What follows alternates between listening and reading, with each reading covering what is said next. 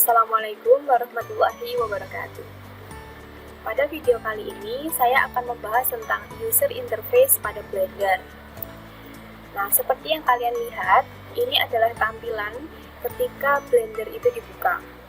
Nah, di sini akan tampil sebuah splash screen, ya. Splash screen ini terdiri atas artwork, kemudian menu-menu yang digunakan untuk membuat file baru.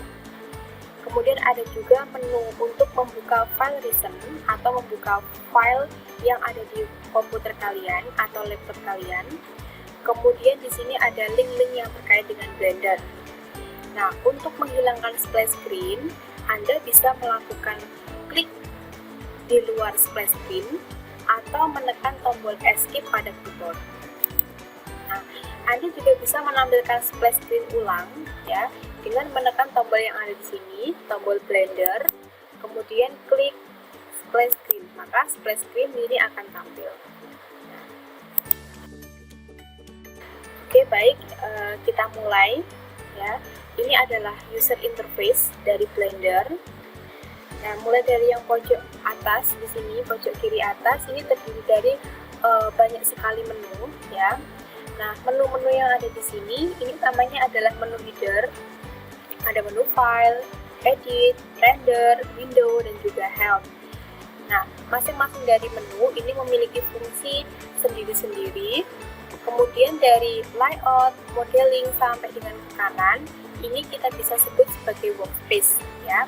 Karena Blender ini adalah sebuah software yang terdiri dari berbagai macam kemampuan software, bisa digunakan untuk modeling, bisa digunakan untuk programming, bahkan game, editing video, dan lain-lain, maka Anda bisa memilih kemampuan software dengan melakukan klik atau melakukan pemilihan menu-menu yang ada di workspace ini sesuai dengan kemampuan software yang kalian inginkan.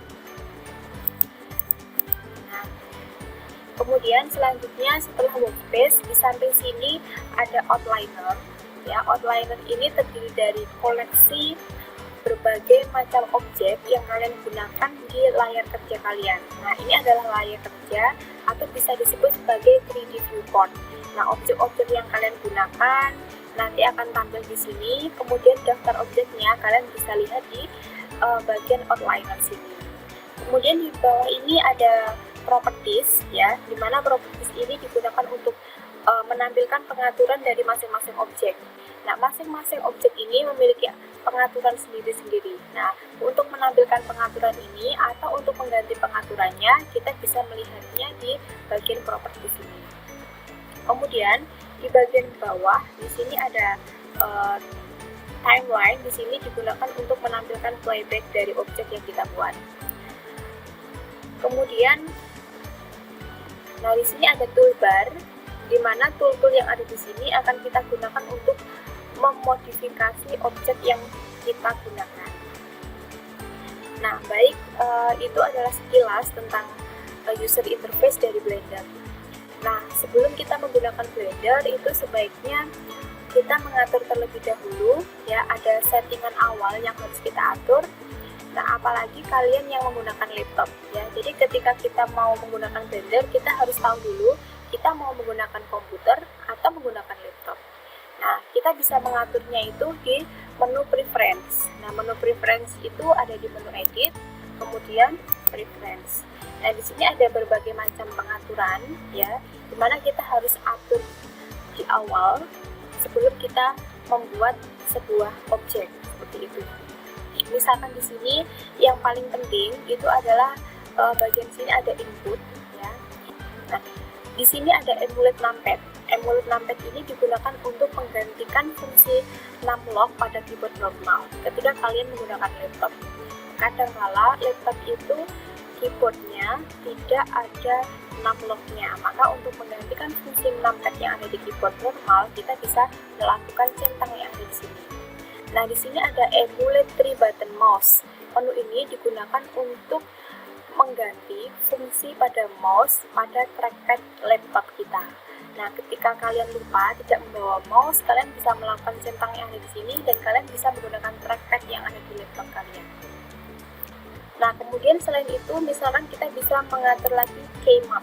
Nah, keymap di sini, misalkan di sini ada select with. Maksudnya, ketika kita mau melakukan seleksi objek, kita menggunakan klik kiri atau menggunakan klik kanan. Itu sesuai dengan selera kalian masing-masing. Kalau saya itu enakan pakai left ya, saya maka pilih yang left, pilih yang kiri. Nah, itu tergantung selera kalian. Nah, mungkin itu yang harus diatur, yang paling penting ya. Yang lain ini bisa mengikuti saja ya. Mungkin misalkan di sini ada tema. Nah, tema ini digunakan untuk mengatur tema pada Blender kalian. Nah, di sini ada dua pengaturan ya. Ada Blender Dark, ada Blender Light. Blender Dark ini digunakan untuk tema gelap.